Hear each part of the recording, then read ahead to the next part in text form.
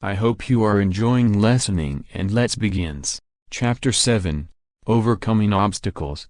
The primary difference between a rich person and a poor person is how they manage fear. Once people have studied and become financially literate, they may still face roadblocks to becoming financially independent. There are 5 main reasons why financially literate people may still not develop abundant asset columns that could produce a large cash flow. The 5 reasons are: 1. Fear.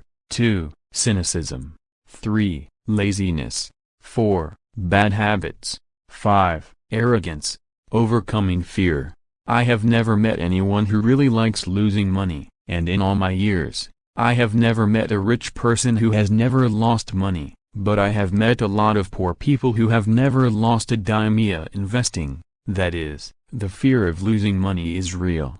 Everyone has it, even the rich. But it's not having fear that is the problem. It's how you handle fear. It's how you handle losing. It's how you handle failure that makes the difference in one's life. The primary difference between a rich person and a poor person is how they manage that fear. It's okay to be fearful. It's okay to be a coward when it comes to money. You can still be rich. We're all heroes at something, and cowards at something else. My friend's wife is an emergency room nurse. When she sees blood, she flies into action. When I mention investing, she runs away. When I see blood, I don't run, I pass out. My rich dad understood phobias about money. Some people are terrified of snakes. Some people are terrified about losing money. Both are phobias, he would say. So his solution to the phobia of losing money was this little rhyme: if you hate risk and worry, start early. If you start young,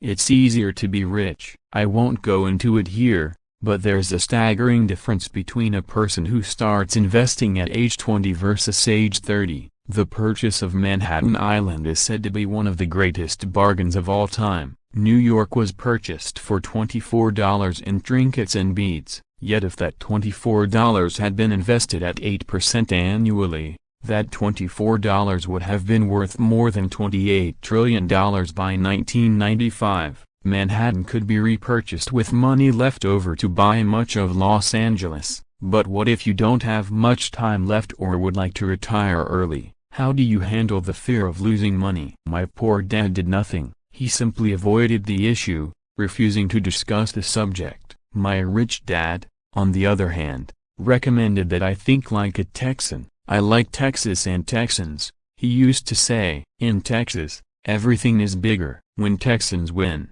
they win big, and when they lose, it's spectacular. They like losing? I asked. That's not what I'm saying. Nobody likes losing. Show me a happy loser, and I'll show you a loser, said Rich Dad. It's a Texan's attitude toward risk, reward, and failure I'm talking about. It's how they handle life. They live it big, not like most of the people around here, living like roaches when it comes to money, terrified that someone will shine a light on them, and whimpering when the grocery clerk shortchanges them a quarter. Rich Dad went on, what I like best is the Texas attitude. They're proud when they win, and they brag when they lose. Texans have a saying, if you're going to go broke, go big.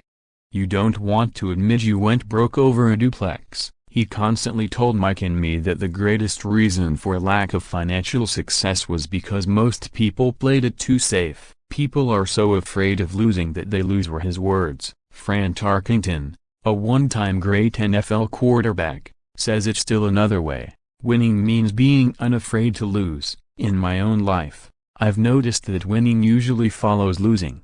Before I finally learned to ride a bike, I first fell down many times. I've never met a golfer who has never lost a golf ball. I've never met people who have fallen in love who have never had their heart broken. And I've never met someone rich who has never lost money. So for most people, the reason they don't win financially is because the pain of losing money is far greater than the joy of being rich. Another saying in Texas is, everyone wants to go to heaven, but no one wants to die. Most people dream of being rich, but are terrified of losing money. So they never get to heaven. Rich Dad used to tell Mike and me stories about his trips to Texas. If you really want to learn the attitude of how to handle risk, losing, and failure, go to San Antonio and visit the Alamo. The Alamo is a great story of brave people who chose to fight, knowing there was no hope of success. They chose to die instead of surrendering. It's an inspiring story worthy of study. Nonetheless, it's still a tragic military defeat. They got their butts kicked. So how do Texans handle failure? They still shout, "Hey, remember the Alamo." Mike and I heard this story a lot. He always told us this story when he was about to go into a big deal, and he was nervous, after he had done all his due diligence and it was time to put up or shut up.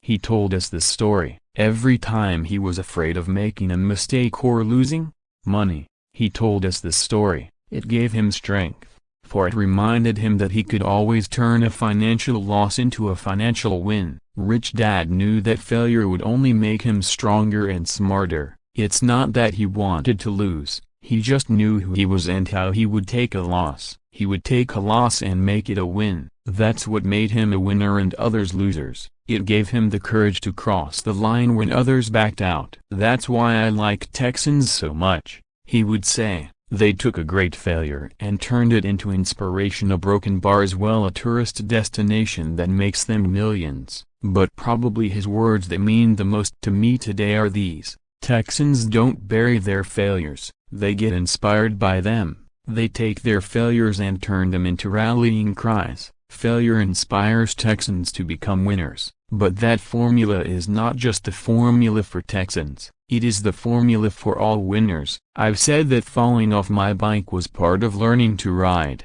I remember falling off only made me more determined to learn to ride, not less. I also said that I have never met a golfer who has never lost a ball. For top professional golfers, losing a ball or a tournament provides the inspiration to be better, to practice harder, to study more. That's what makes them better. For winners, losing inspires them. For losers, losing defeats them. I like to quote John D. Rockefeller, who said, "I always tried to turn every disaster into an opportunity." And being Japanese American, I can say this: many people say that Pearl Harbor was an American mistake. I say it was a Japanese mistake. From the movie, Tora, Tora, Tora, a somber Japanese admiral says to his cheering subordinates, "I am afraid we have awakened a sleeping giant." Remember, Pearl Harbor became a rallying cry. It turned one of America's greatest losses into the reason to win.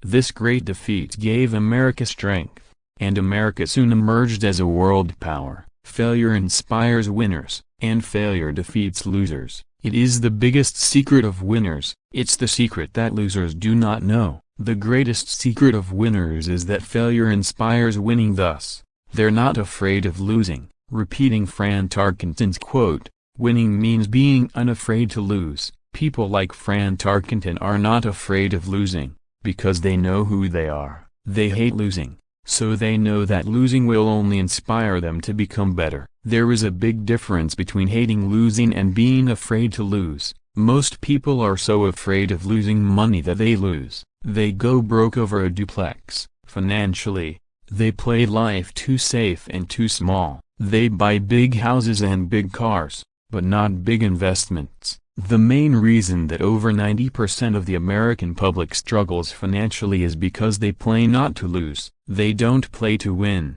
They go to their financial planners or accountants or stockbrokers and buy a balanced portfolio. Most have lots of cash in CDs, low-yield bonds, mutual funds that can be traded within a mutual fund family, and a few individual stocks. It is a safe and sensible portfolio. But it is not a winning portfolio. It is a portfolio of someone playing not to lose. Don't get me wrong. It's probably a better portfolio than more than 70% of the population has, and that's frightening. It's a great portfolio for someone who loves safety, but playing it safe and balanced on your investment portfolio is not the way successful investors play the game. If you have little money and you want to be rich, you must first be focused, not balanced. If you look at any successful person, at the start they were not balanced. Balanced people go nowhere. They stay in one spot. To make progress, you must first go unbalanced. Just look at how you make progress walking. Thomas Edison was not balanced, he was focused. Bill Gates was not balanced, he was focused. Donald Trump is focused. George Soros is focused. George Patton did not take his tanks wide, he focused them and blew through the weak spots in the German line. The French went wide with the Maginot Line, and you know what happened to them. If you have any desire to be rich, you must focus. Do not do what poor and middle-class people do, put their few eggs in many baskets. Put a lot of your eggs in a few baskets and focus. Follow one course until successful. If you hate losing, play it safe. If losing makes you weak, play it safe. Go with balanced investments. If you're over 25 years old and are terrified of taking risks, don't change. Play it safe, but start early. Start accumulating your nest egg early because it will take time. But if you have dreams of freedom, of getting out of the rat race, the first question to ask yourself is,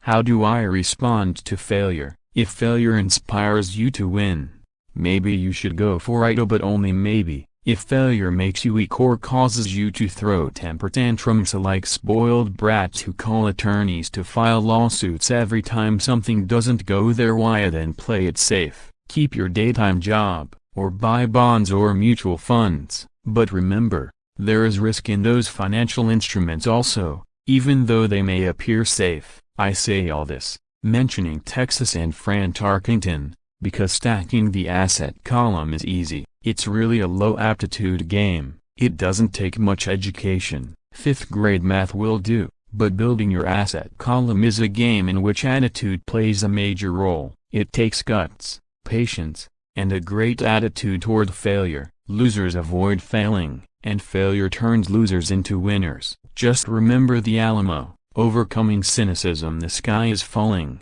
The sky is falling. Most of us know the story of Chicken Little who ran around warning the barnyard of impending doom. We all know people who are that way. There's a Chicken Little inside each of us. As I stated earlier, the cynic is really a little chicken. We all get a little chicken when fear and doubt cloud our thoughts. All of us have doubts. I'm not smart. I'm not good enough. So-and-so is better than me. Our doubts often paralyze us. We play the what-if game. What if the economy crashes right after I invest? What if I lose control and I can't pay the money back? What if things don't go as I planned? Or we have friends or loved ones who will remind us of our shortcomings. They often say, "What makes you think you can do that? If it's such a good idea, how come someone else hasn't done it? That will never work. You don't know what you're talking about." These words of doubt often get so loud that we fail to act. A horrible feeling builds in our stomach. Sometimes we can't sleep. We fail to move forward, so we stay with what is safe, and opportunities pass us by. We watch life passing by as we sit immobilized with a cold knot in our body. We have all felt this at one time in our lives, some more than others. Peter Lynch of Fidelity Magellan Mutual Fund fame refers to warnings about the sky falling as noise. And we all hear it. Noise is either created inside our heads or comes from outside, often from friends, family, co-workers, and the media. Lynch recalls the time during the 1950s when the threat of nuclear war was so prevalent in the news that people began building fallout shelters and storing food and water. If they had invested that money wisely in the market, instead of building a fallout shelter, they'd probably be financially independent today. When violence breaks out in a city, gun sales go up all over the country. A person dies from rare hamburger meat in the state of Washington, and the Arizona Health Department orders restaurants to have all beef cooked well done. A drug company runs a TV commercial in February showing people catching the flu. Colds go up as well as sales of cold medicine. Most people are poor because, when it comes to investing, the world is filled with Chicken Littles running around yelling, "The sky is falling, the sky is falling," and Chicken Littles are effective. Because every one of us is a little chicken, it often takes great courage to not let rumors and talk of doom and gloom affect your doubts and fears. But a savvy investor knows that the seemingly worst of times is actually the best of times to make money. When everyone else is too afraid to act, they pull the trigger and are rewarded. Some time ago, a friend named Richard came from Boston to visit Kim and me in Phoenix. He was impressed with what we had done through stocks and real estate.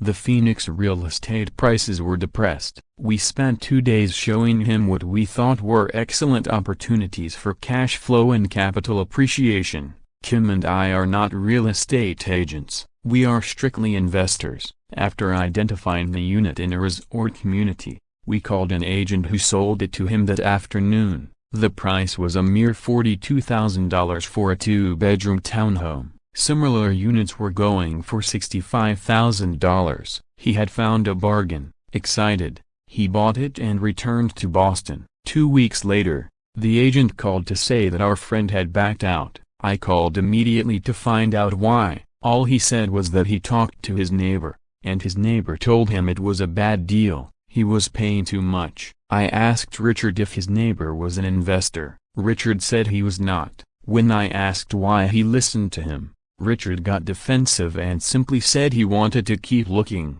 The real estate market in Phoenix turned, and a few years later, that little unit was renting for $1,000 a month at $2,500 in the peak winter months. The unit was worth $95,000. All Richard had to put down was $5,000 and he would have had to start at getting out of the rat race. Today, he still has done nothing. Richard's backing out did not surprise me. It's called buyer's remorse, and it affects all of us. The little chicken won, and a chance at freedom was lost. In another example, I hold a small portion of my assets in tax lien certificates instead of CDs. I earn 16% per year on my money, which certainly beats the interest rates banks offer on CDs. The certificates are secured by real estate and enforced by state law, which is also better than most banks. The formula they're bought on makes them safe. They just lack liquidity, so I look at them as 2 to 7 year CDs. Almost every time I tell someone that I hold my money this way, especially if they have money in CDs, they will tell me it's risky. They tell me why I should not do it. When I ask them where they get their information, they say from a friend or an investment magazine. They've never done it, and they're telling someone who's doing it why they shouldn't. The lowest yield I look for is 16%, but people who are filled with doubt are willing to accept a far lower return. Doubt is expensive. My point is that it's those doubts and cynicism that keep most people poor and playing it safe. The real world is simply waiting for you to get rich. Only a person's doubts keep them poor. As I said, getting out of the rat race is technically easy. It doesn't take much education. But those doubts are cripplers for most people. Cynics never win, said Rich Dad. Unchecked doubt and fear creates a cynic. Cynics criticize, and winners analyze was another of his favorite sayings. Rich Dad explained that criticism blinded while analysis opened eyes. Analysis allowed winners to see that critics were blind, and to see opportunities that everyone else missed. And finding what people miss is key to any success. Real estate is a powerful investment tool for anyone seeking financial independence or freedom. It is a unique investment tool. Yet every time I mention real estate as a vehicle, I often hear, "I don't want to fix toilets." That's what Peter Lynch calls noise. That's what my rich dad would say is the cynic talking. Someone who criticizes and does not analyze. Someone who lets their doubts and fears close their mind instead of open their eyes. So when someone says, "I don't want to fix toilets, I want to fire back," what makes you think I want to? They're saying a toilet is more important than what they want. I talk about freedom from the rat race, and they focus on toilets. That is the thought pattern that keeps most people poor. They criticize instead of analyze. "I don't once hold the key to your success," Rich Dad would say, "because I, too, do not want to fix toilets. I shop hard for a property manager who does fix toilets, and by finding a great property manager who runs houses or apartments, well, my cash flow goes up. But, more importantly, a great property manager allows me to buy a lot more real estate since I don't have to fix toilets. A great property manager is key to success in real estate. Finding a good manager is more important to me than the real estate. A great property manager often hears of great deals before real estate agents do, which makes them even more valuable. That is what Rich Dad meant by "I don't want to hold the key to your success," because I do not want to fix toilets either. I figured out how to buy more real estate and expedite my getting out of the rat race. The people who continue to say "I don't want to fix toilets" often deny themselves the use of this powerful investment vehicle. Toilets are more important than their freedom. In the stock market, I often hear people say, "I don't want to lose money." Well, what makes them think I or anyone else likes losing money? They don't make money because they choose to not lose money. Instead of analyzing, they close their minds to another powerful investment vehicle, the stock market. I was riding with a friend past our neighborhood gas station. He looked up and saw that the price of gas was going up and thus the price of oil. My friend is a worrywart or a Chicken Little. To him, the sky is always going to fall, and it usually does, on him. When we got home, he showed me all the stats as to why the price of oil was going to go up over the next few years. Statistics I had never seen before, even though I already own substantial shares of an existing oil company. With that information, I immediately began looking for and found a new, undervalued oil company that was about to find some oil deposits. My broker was excited about this new company, and I bought 15,000 shares for 65 cents per share. 3 months later, this same friend and I drove by the same gas station, and sure enough, the price per gallon had gone up nearly 15%. Again, the Chicken Little worried and complained. I smiled because, a month earlier, that little oil company hit oil and those 15,000 shares went up to more than $3 per share since he had first given me the tip, and the price of gas will continue to go up if what my friend says is true. If most people understood how a stop worked in stock market investing, there would be more people investing to win instead of investing not to lose. A stop is simply a computer command that sells your stock automatically if the price begins to drop, helping to minimize your losses and maximize some gains. It's a great tool for those who are terrified of losing. So whenever I hear people focusing on their "I don't wants," rather than what they do want, I know the noise in their head must be loud. Chicken Little has taken over their brain and is yelling,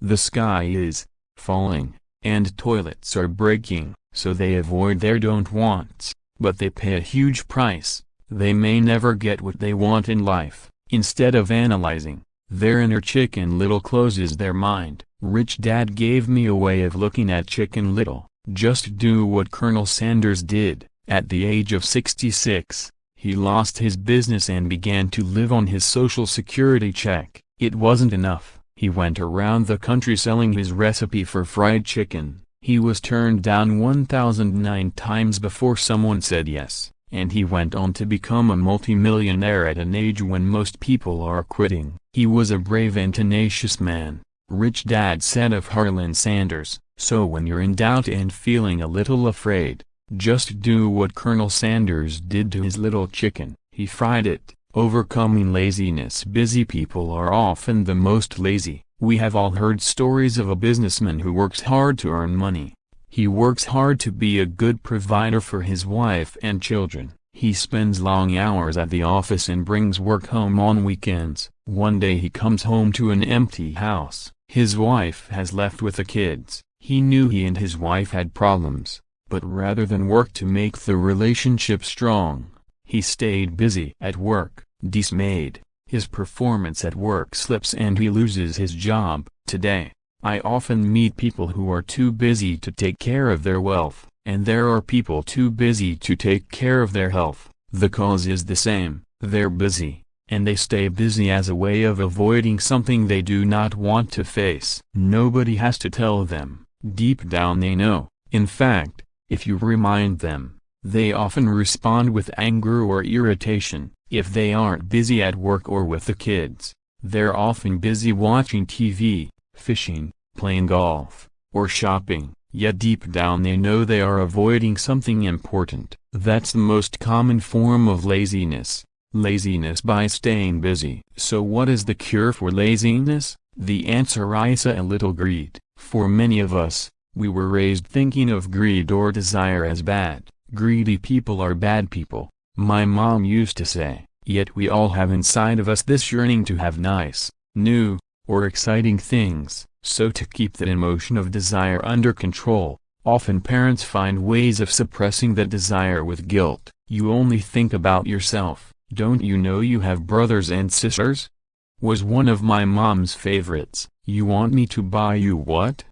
Was a favorite of my dad. Do you think we're made of money? Do you think money grows on trees? We're not rich people, you know. It wasn't so much the words, but the angry guilt trip that went with the words that got to me. Or the reverse guilt trip was the I'm sacrificing my life to buy this for you. I'm buying this for you because I never had this advantage when I was a kid. I have a neighbor who is stone broke but can't park his car in his garage. The garage is filled with toys for his kids. Those spoiled brats get everything they ask for. I don't want them to know the feeling of want or his everyday words. He has nothing set aside for their college or his retirement, but his kids have every toy ever made. He recently got a new credit card in the mail and took his kids to visit Las Vegas. I'm doing it for the kids, he said with great sacrifice. Rich dad forbade the words, I can't afford it, in my real home. That's all I heard. Instead, rich dad required his children to say, how can I afford it? He believed that the words I can't afford it shut down your brain. It didn't have to think anymore. How can I afford it? Opened up the brain and forced it to think and search for answers. But most importantly, he felt the words, I can't afford it, were a lie, and the human spirit knows it. The human spirit is very, very powerful, he would say. It knows it can do anything. By having a lazy mind that says, I can't afford it, a war breaks out inside you. Your spirit is angry, and your lazy mind must defend its lie. The spirit is screaming, come on, let's go to the gym and work out. And the lazy mind says, but I'm tired, I worked really hard today. Or the human spirit says, I'm sick and tired of being poor, let's get out there and get rich. To which the lazy mind says, rich people are greedy. Besides, it's too much bother, it's not safe, I might lose money, I'm working hard enough as it is, I've got too much to do at work anyway, look at what I have to do tonight, my boss wants it finished by morning, I can't afford it. Also causes sadness, a helplessness that leads to despondency and often depression. How can I afford it? Opens up possibilities, excitement, and dreams. So rich dad was not so concerned about what we wanted to buy as long as we understood that how can I afford it? Creates a stronger mind and a dynamic spirit. Thus he rarely gave Mike or me anything. He would instead ask, how can you afford it? And that included college, which we paid for ourselves. It was not the goal, but the process of attaining the goal that he wanted us to learn. The problem I see today is that there are millions of people who feel guilty about their desire or their greed. It's old conditioning from their childhood. While they desire to have the finer things that life offers, most have been conditioned subconsciously to say, I can't have that, or I'll never be able to afford that. When I decided to exit the rat race, it was simply a question of how can I afford to never work again, and my mind began to kick out answers and solutions. The hardest part was fighting my real parents' dogma, we can't afford that. Stop thinking only about yourself, why don't you think about others? And other similar sentiments designed to instill guilt to suppress my greed. So how do you beat laziness? Once again, the answer is a little greed. It's that radio station FM, which stands for what's in it for me. A person needs to sit down and ask, what would my life be like if I never had to work again? What would I do if I had all the money I needed? Without that little greed, the desire to have something better. Progress is not made. Our world progresses because we all desire a better life. New inventions are made because we desire something better. We go to school and study hard because we want something better. So whenever you find yourself avoiding something you know you should be doing, then the only thing to ask yourself is, what's in it for me? Be a little greedy. It's the best cure for our laziness. Too much greed, however, as anything in excess can be, is not good. But just remember what Michael Douglas said in the movie Wall Street, greed is good. Rich Dad said it differently. Guilt is worse than greed, for guilt robs the body of its soul. I think Eleanor Roosevelt said it best. Do what you feel in your heart to be right, or you'll be criticized anyway. You'll be damned if you do, and damned if you don't. Overcoming bad habits. Our lives are a reflection of our habits more than our education. After seeing the movie Conan the Barbarian, starring Arnold Schwarzenegger, a friend said, "I'd love to have a body like Schwarzenegger." Most of the guys nodded in agreement. I even heard he was really puny and skinny at one time. Another friend added, "Yeah, I heard that too." Another one said, "I heard he has a habit of working out almost every day in the gym." "Yeah, I'll bet he has to." "Nah," said the group cynic, "I'll bet he was born that way." Besides, let's stop talking about Arnold and get some beers. This is an example of habits controlling behavior. I remember asking my rich dad about the habits of the rich. Instead of answering me outright, he wanted me to learn through example. As usual, when does your dad pay his bills? Rich Dad asked. The first of the month, I said. Does he have anything left over?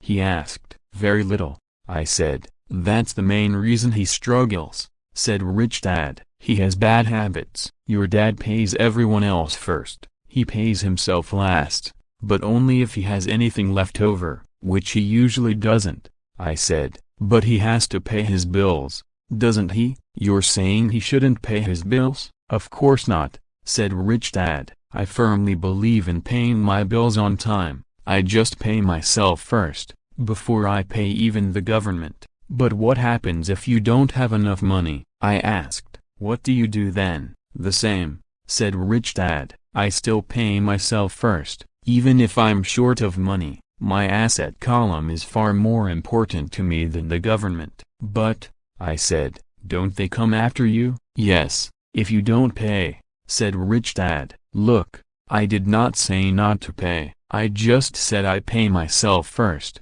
even if I'm short of money. But, I replied, how do you do that? It's not how. The question is a why?